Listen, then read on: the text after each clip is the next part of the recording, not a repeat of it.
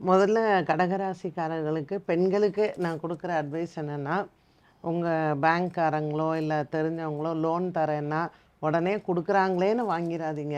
ஏன்னா நம்மளுடைய டெண்டன்சி அது. சரி வாங்கிக்கலாம் அப்படின்ட்டுன்னு. ஸோ ஆந்த்ரப்ரனர்ஸ் லேடீஸில் வந்து பிஸ்னஸ் உமன் இருப்பீங்க, ஆந்த்ரப்ரனர்ஸ் இருப்பீங்க, இல்லை இப்போ புதுசாக ஏதாவது பிஸ்னஸ் ஆரம்பிக்கலான் இருப்பீங்க. ரொம்ப ரொம்ப கவனமாக இருங்க. யாரோட கூட்டு சேர்ந்து செய்கிறீங்க அப்படிங்கிறதுலையும் கவனமாக இருங்க. நம்ம கண்டிப்பாக நான் உனக்கு பண்ணித்தரேன் அப்படிங்கிற மாதிரியான வாக்குறுதிகள் கொடுக்கும் பொழுதும் கவனமாக இருங்க.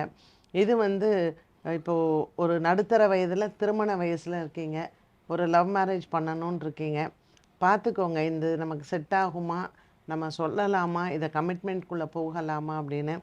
தேவையில்லாமல் அப்புறம் பின்னாடி நம்மளே மன உளைச்சலுக்கு ஆளாயிடுவோம். ஆனால் ஜென்ரலி கடகராசிக்காரர்களுக்கு வந்து ரொம்ப இமோஷ்னல் டைப்பு. அதில் ஆயில்ய நட்சத்திரக்காரர்கள் கேட்கவே வேண்டாம். ஸோ அவங்க பெண்கள் வந்து ஒரு இமோஷ்னலாக ஒரு ரிலேஷன்ஷிப்குள்ளே போகிறீங்க, இல்லை ஒரு கடன் வாங்கணும், உங்கள் பிள்ளைங்கள்ட்ட கடன் வாங்கினாலே நீங்கள் ஈகோ பார்ப்பீங்க. அதனால் ஆயில்ய நட்சத்திரக்காரர்கள் உங்கள் இமோஷன்ஸ்க்கு இம்பார்ட்டன்ஸ் கொடுங்க. பூச நட்சத்திரக்காரர்களுக்கு வந்து கொஞ்சம் சோம்பேறித்தனம் இருக்கும், எல்லாம் ப்ராப்பராக பார்த்துக்கலாம் அப்படின்ட்டுன்னு.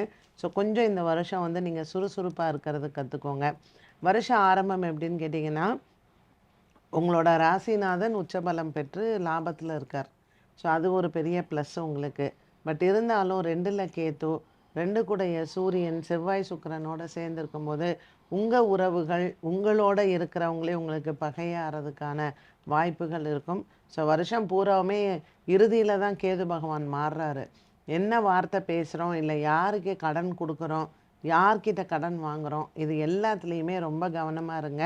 புனர்பூச நட்சத்திரக்கார பெண்களுக்கும் இன்னும் உங்களுடைய குடும்ப பாரம் அதிகரிக்கலாம். ஐயோ என்னடா திரும்பவுமா அப்படின்னு நமக்கு இருக்கும். இருந்தாலும் ராமர் போல புனர்பூச நட்சத்திரக்காரர்கள் ஸோ வாழ்க்கை பூரா பாரத்தை சுமக்கணும் அப்படிங்கிறது உங்களுக்கு எழுதப்பட்ட விதி. இந்த வருடம் அது சற்று அதிகமாக இருக்கும்.